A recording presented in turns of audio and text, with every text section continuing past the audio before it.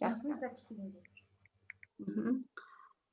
Сәлеметсіздер ме, құрметті әріптестер және 10-шы сынып оқушылары. Бүгінгі сабаққа қош келдіңіздер. Бүгін бізде 10-шы сыныпта Медеу Сәрсекенің «Қазақтың қанышы» атты роман эссесі.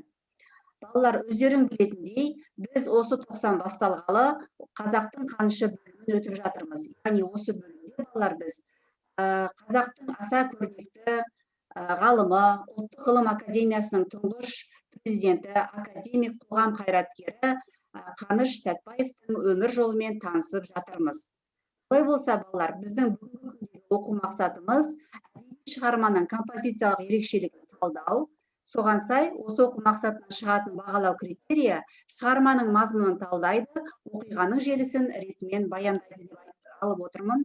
Сендер бүгінгі осы оқу мақсатына сай тапсырмаларды орындап, соған сай бағалау критерийі бойынша бағаланатын боласыңдар.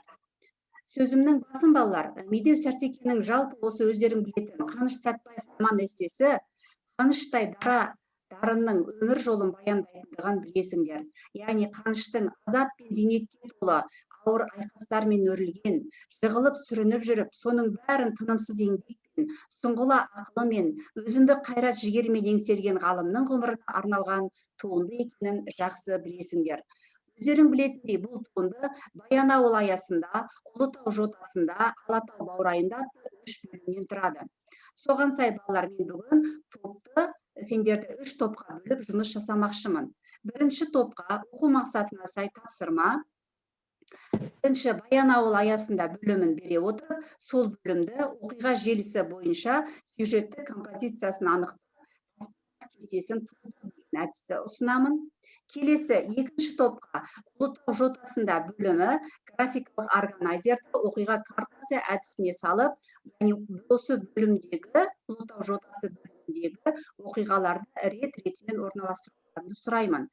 Келесі үшінші топқа түсетін балаларға қазір тұжырым картасы әдісін толтырасыңдар.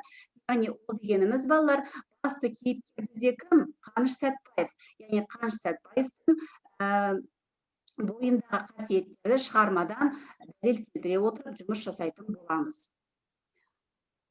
Олай болса, балалар, қазір біз мұнда бөлінеміз.